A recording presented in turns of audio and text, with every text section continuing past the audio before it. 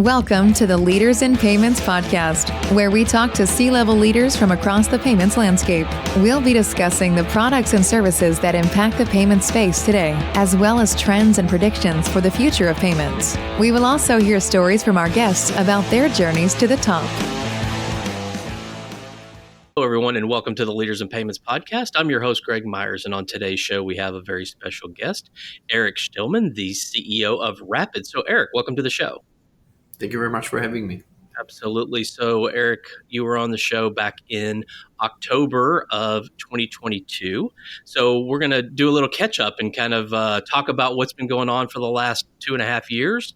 But let's start talking about you a little bit. So tell the audience a little bit about yourself, maybe where you grew up, where you went to school, where you currently live, a few things like that. Sure. So my name is Arik Shtilman. I'm the CEO and one of the co-founders of Rapyd. 45 years old. Based in Israel, grew up in Israel all of my life. I live in Tel Aviv, which is basically the high-tech city of Israel. Been traveling a lot due to my job at Rapyd between all our offices, but I spend the majority of my time in Israel. I really like my job.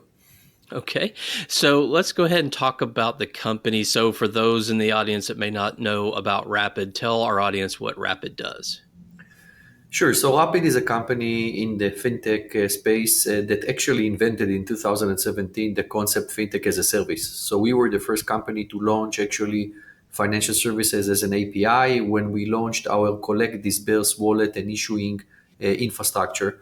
We look at ourselves a little bit differently from the traditional card acquirer or an issuer. We look at ourselves more like an Amazon AWS for the fintech space. We provide an API and money movement capabilities as a regulated entity that allows other companies to build on top of us a variety of financial services applications. It can be a checkout page on Shopify and all the way to a neobank that might be built on top of our platform. And this is what we do at Rapyd. Okay. And who are your typical customers? So a customer is always a business. It's never consumers, right? So we're in the B2B space. Customers of ours are companies such as Google, Uber, and going all the way down to a tiny startup or a mom and pop store that wants to collect payments. Okay. And so there's really not a specific vertical or anything that you focus on. Could be any business.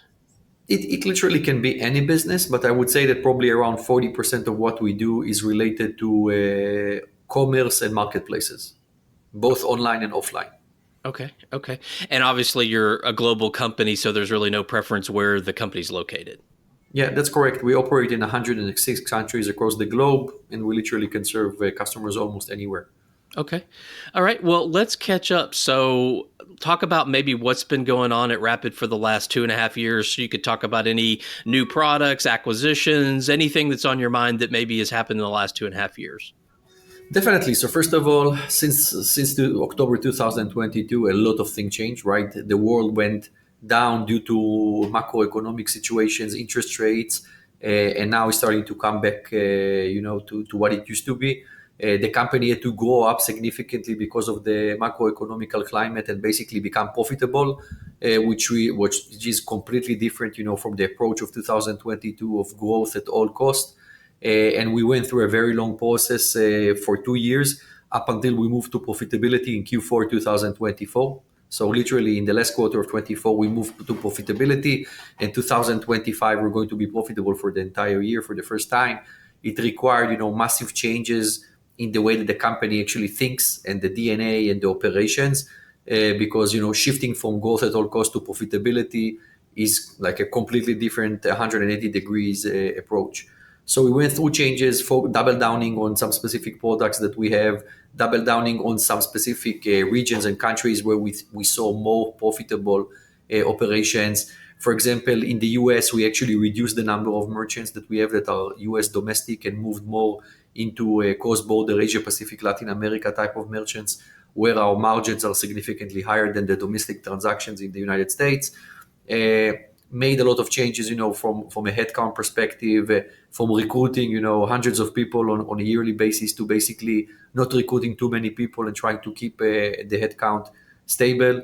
And we did it quite successfully, over the last 2 years, getting into profitability in Q4.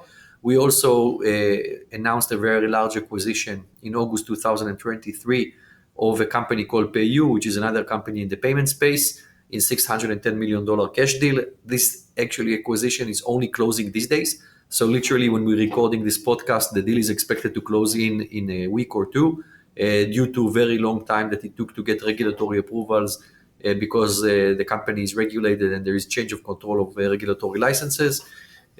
But we went through a very long process, and I think that if you look at our revenue, we probably did 4x revenue over the last 2 years. So quite a significant, growth, and still moving to profitability. So, this is how the last 2 years have been for us. Okay. You talked about those macro, environment. Do you see that getting better? Do you feel there's more opportunities coming in 2025?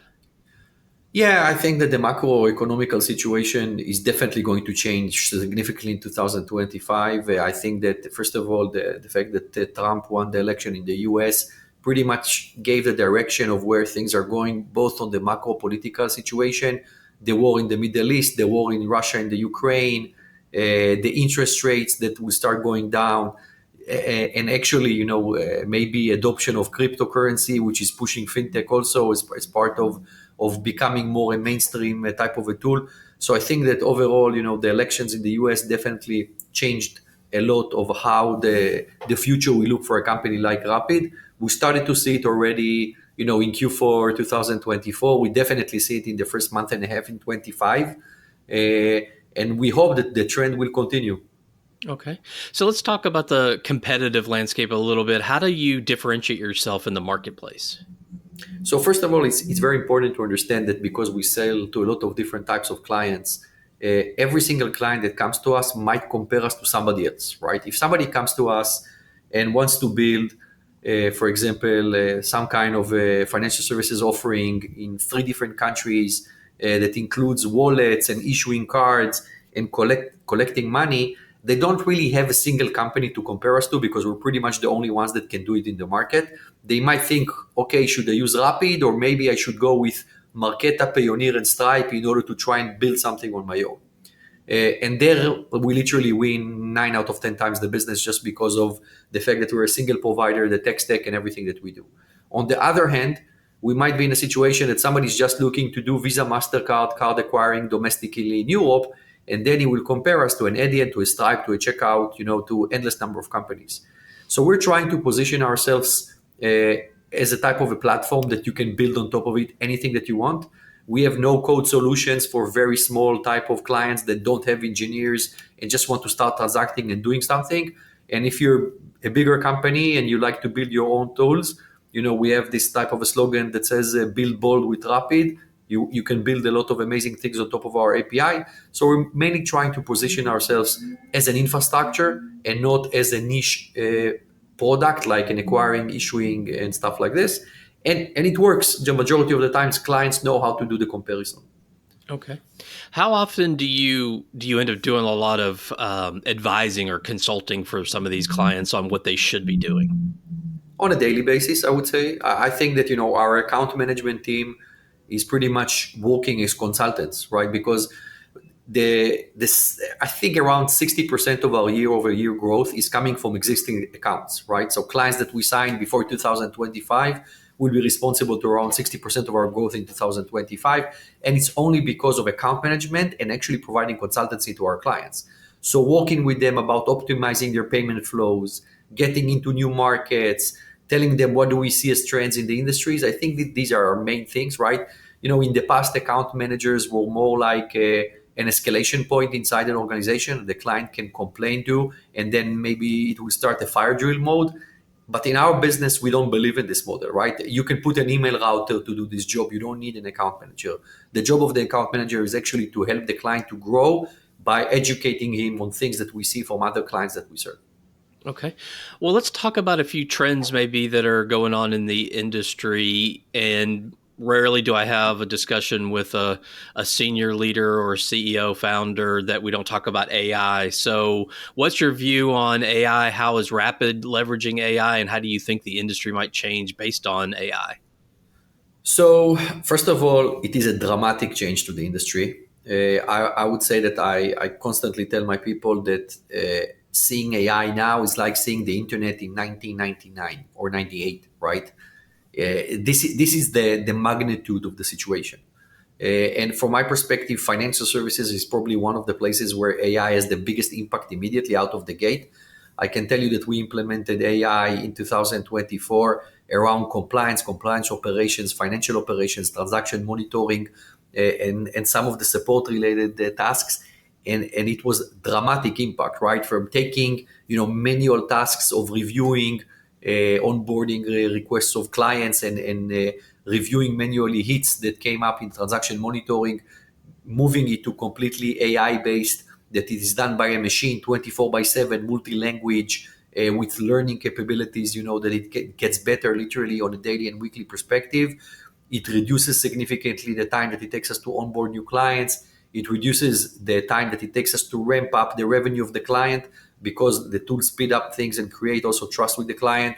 It reduces the overhead of managing reconciliation and financial operations related tasks, which helps clients to basically be much smarter and happier with the solutions that they get.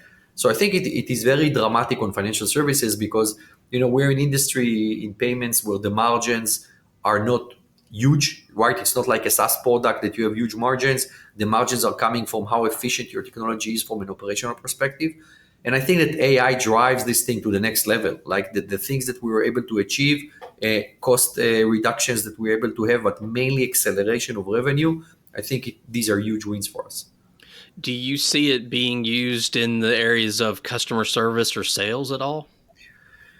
So sales, we use it, but we use it very in low touch by basically helping our salespeople to understand what are the chances of actually this client being successfully onboarded into Rapyd from a compliance and a risk perspective, right? So it's very easy for a salesperson that has been in the job to understand what can we sell to a client, and where do we fit.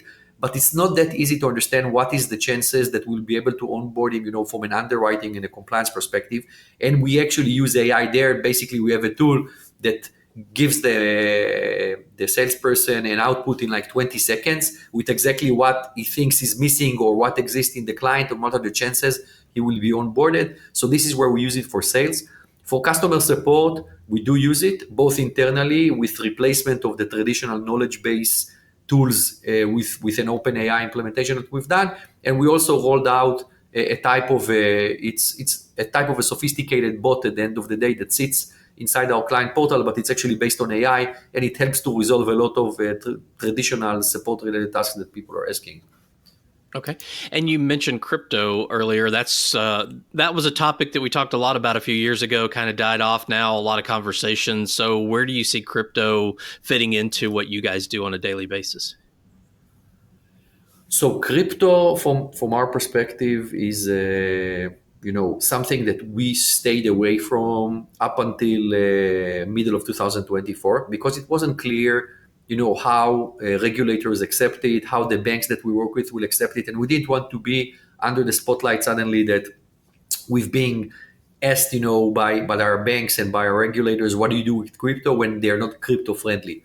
I think that as soon as it became clear at the end of Q3 2024 that crypto is going to go mainstream one way or another in the next couple of years, we started to adopt it more. We started to offer settlements to our merchants in stablecoins, which became a very popular offering. We started to allow our clients to have crypto acceptance as a stablecoin payment method, right? That allows them to accept USDC, USDT, and other type of stablecoins. And we do believe that it will become probably one of the preferred ways of merchants to get settled. So people prefer stablecoin settlements over regular settlements to bank accounts in quite a lot of jurisdictions across the globe. And we're really trying to understand better, should Rapyd get its own crypto license, like we have our own, payment licenses globally, or we still need to continue and partner? Because for now we partner with other companies that have a license, But because it seems it will become more and more in mainstream, it will basically just merge into traditional payments. I think that at the end, companies like us will have to get a crypto license and add it to our portfolio officially. Okay. So beyond AI and crypto, what other trends are there that you're seeing in payments? Where do you think this payments and fintech space ends up in the next, say, 3 to 5 years? So I would say that first of all, the consolidation in the space will continue, and more companies will become a one-stop shop platforms for traditional payments, for payouts, for crypto acceptance, for compliance as a service, and card issuing, and a lot of other things. I think that AI is going to push this platform adoption, because only companies that actually have a platform and actually have the budget to invest in AI technology are the ones that are going to survive. Because at the end, as a merchant, when you get served by somebody that actually implemented AI across the board, you will not be able to go to somebody else that might provide you a little bit cheaper pricing, and suddenly everything is manual, everything is delayed, you don't have the insights. So I think it will have a lot of impact on churn and movement of clients between the portfolios. And I think it is a very interesting time, in financial services globally, because I think that AI is going to shake completely these industries upside down. Do you think that there's a potential that there's going to be a fintech or payments company that has, if you see like an AI startup that has 5 employees but's doing $100 million in revenue, do you see that happening in the fintech space? No, but only for one reason. Not because technologically it is impossible, right? I'm sure that if today I will want to restart my company and build everything from scratch, I will be able to build an unbelievable technological product that is built on top of on AI completely, and it will be amazing. But there is a huge barrier of entry, which is regulation. You need licenses, you need banks, you need relationships, and AI is not going to get it for you, right? It might assist you a little bit to speed it up, but still you will spend a year, 2 years in getting a license in a country or two. So there are still these barriers of entry that I don't see them being removed specifically in this space. Yeah, I would agree with that. So let's switch gears a little bit and talk about you. Maybe give us the highlights of your professional journey, how you started Rapyd and got to the position you're in today. So actually, I started my own company when I was 21 years old in the cloud computing space. I built it as a bootstrap startup, as a unified communication cloud computing company, and I sold it in 2013 to a company called Avaya that used to be one of the biggest players in the space, together with Cisco. And then after a couple of years of working for them, I decided to start a new company together with my co-founders. And we decided to go into consumer payments, right? We didn't want to build Rapyd in the way that Rapyd is today. We wanted to go into the consumer's payment space and try to build a type of a PayPal competitor that is built on alternative payment rails. And while we were trying to do it, we stumbled into never-ending problems when you're trying to build a consumer financial product in 2016 and 17, which is getting regulated, needing compliance, finding a bank that will bank you, getting an acquirer that will move your money. We had so many different problems that we looked at ourselves and we said, how can it be that it was back in 2017, there are no platforms in fintech. Everybody's building their own infrastructure from scratch. It's like literally going and instead of using AWS to go and build your own data center, which makes zero sense. So we decided to pivot the company into what Rapyd is today, which is an infrastructure play that allows other companies to build on top of us different type of financial services applications. And I can tell you that if you look at the original product that we started from before Rapyd, it took us like a year and a half to launch only in the UK this product. Today, if you want to launch something similar on top of Rapyd, you can launch it in 106 countries across the globe in literally 3 to 4 weeks. That's the difference in the scale. Okay. So when did Rapyd start? 2017? Yeah, 2016. 2016. Okay. And you have co-founders. So was there sort of you were the tech guy and they were the, marketing guy or the sales guy? There's always kind of that. Actually, we are two tech guys and there is one, let's call it BD sales person. But over the years, we every person got his own, role inside Rapyd. We're all still here and actively managing the business. Okay. Okay. So what are some things you're passionate about? So maybe one work-related passion, one personal passion. Uh, Personal passion is basketball. I'm a huge basketball fan, and my the reason why Rapyd exists as a company is because I have a dream to buy my favorite basketball company, my basketball team. Sorry, so I wanted to make enough money in order to buy the team, and this is how the company started. Because after selling my first company, I didn't need any more money, but I wanted to do something bigger, like buying the basketball team, which cost a lot of money. So it was very funny that I ended up, building Rapyd, and Rapyd became the center of my life. And I still don't own the basketball team, even though in theory probably I can own it, but I just don't have the time to do it, unfortunately.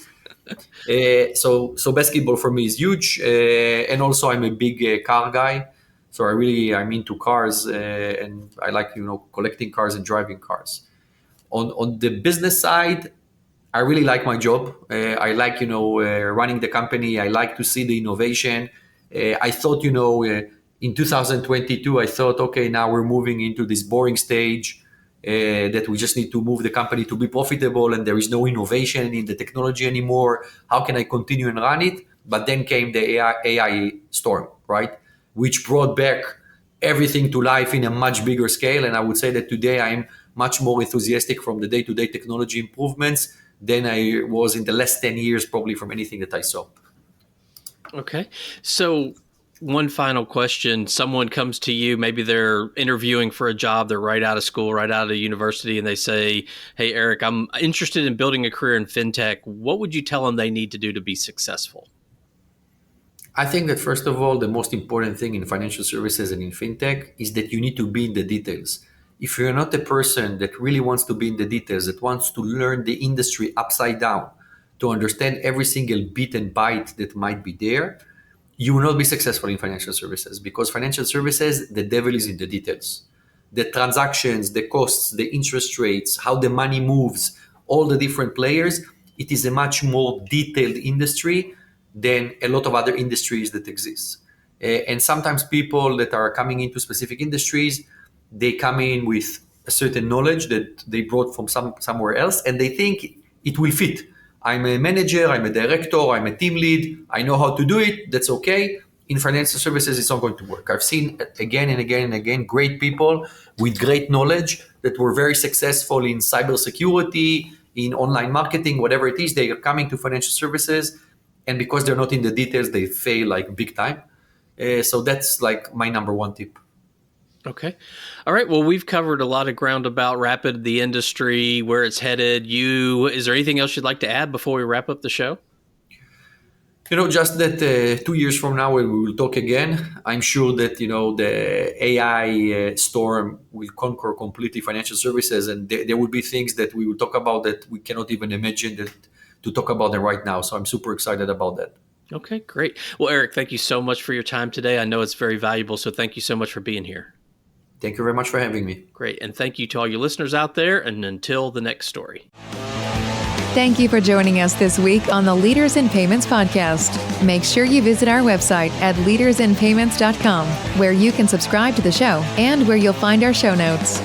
If you enjoyed listening, please share on your social channels as well.